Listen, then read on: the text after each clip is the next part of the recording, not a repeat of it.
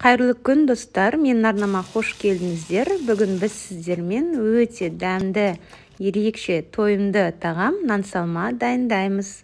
Жалпы бұл тағамның әр өңірде әртүрлі атаулары бар. Біздің оңтүстіктің өзінде майқамыр, нан салма, күлшетай деп те айтады.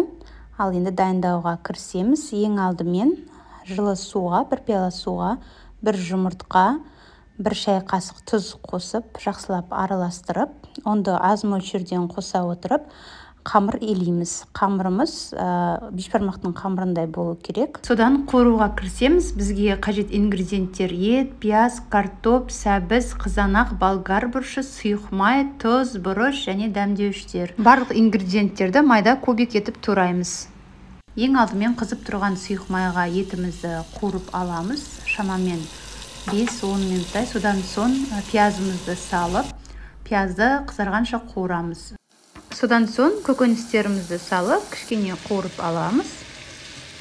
Соның арасында қамырымызды бір қайтара басып қоямыз. Сол кезде әдемі жайылады. Ендігі кезекте туралған картоптарымызды саламыз. Үстінен тұз, бұрыш, қалауынша дәмдеуіштер қосып, араластырып, бірнеше минут қуырып аламыз. Үстінен салқын су құямыз. Су барлық көкөністердің еттің бетін жауып тұру керек. Осының арасында қайнатып аламыз. Қайнаған кезде тұзының дәмін көріп алыңыздар. Егер тұзы кемдеу болса, қоссаңыздар болады. Содан соң табамыздың қақпағын жауып, баяу отта 30 минуттай бұқтырамыз. Ал енді қамырымызды пісіру үшін суды дайындап аламыз. Суымыз қайнап дайын тұру керек. Енді қамырды жаюға кірісеміз. Онды сеуіп, қамырды қатты жұқа немесе қатты қалың қылудың қажеті жоқ. Орташа етіп жаясыздар. Толығымен қамырды жайып болғаннан кейін астына мата төсеп, кептіріп барып кессеңіздер де болады.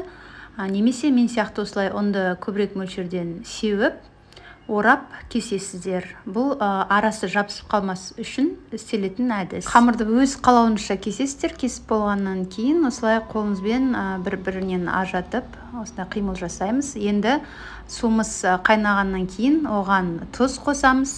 Тұзы судың дәмі татымды болу керек. Содан соң қамырымызды сала бастаймыз.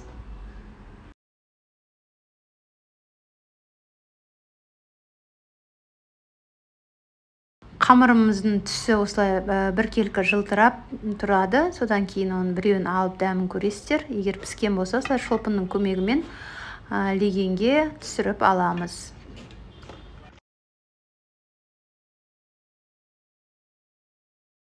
Содан соң қуырылған салмамыздың сорпасын қамырымыздың бетіне, арасына осылай құйып шығамыз.